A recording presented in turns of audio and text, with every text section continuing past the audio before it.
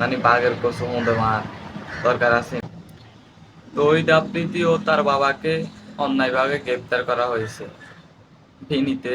নুরুল হক নুরু ভাইয়া বিকেশে কি টিম আবার কম হাঁদাইব, কারণ তৌহিদ আফ্রিদিও জেলে, তার বাবাও জেলে, তাদেরকে অন্যায়ভাবে গ্রেপ্তার করা হয়েছে। এখন তারা জেলে আছে, আপনার বিকেশে টিয়া হাঁদাইতে ন না মনেও না। কিনলে নিজের আদাদারি নিজের রাজনীতিটা নষ্ট করে, কিনলে নষ্ট করে না। আমনে আর সারা আইতেন না, কারণ সাংবাদিক ইলিয়াস যখন আপনি নিচে লাগছে আপনার আর সারা আইতেন, আপনার রাজনীতি শেষ। আর মনে হয় যে আপনার রাজনীতি ইয়ে নেই শেষ। মানে ব্যবসা তো বহুত করছে বিকেশে, এবার একখানা বদ্ধ করেন না, এবার রাজনীতির দিকে ব্যবসা করেন। উদা খামাকা বিকেশ মিকেশ এগুলো দিতে আর হইতো না। অন্যায়ভাবে গ্রেপ্তার করা হয়েছিল না করছে দেশের আইন আছে তারা দেখবে। উদা খামাকা টিকতে না নেই, মানে বাঘের কসম মার দরকার আছে।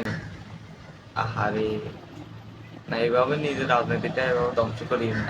আমার ধ্বংস হয়ে গেছে, কারণ যেভাবে ইলিয়াস সাংবাদিক ইলিয়াস আপনি নিচে লাগছে, আর মনে হয় না আপনার সামনের দিকে আগাইতে না দিবে না, মনে হয় না।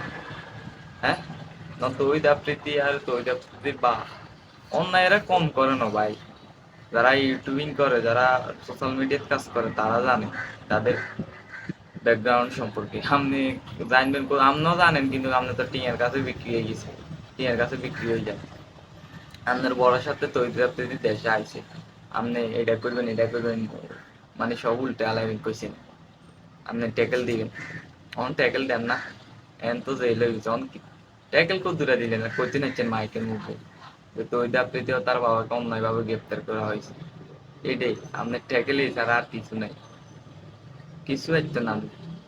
ওটা সিলেটে নাইবেন না, এমনি অত্যাচার না কমন না, ঠিক আছে আপনার অত্যাচার হয়েছে না, অনেক অত্যাচার হয়েছে, কিন্তু নিজের কারণে নিজের ক্যারিয়ার নষ্ট করিয়েন না কিছু কিছু কারণে।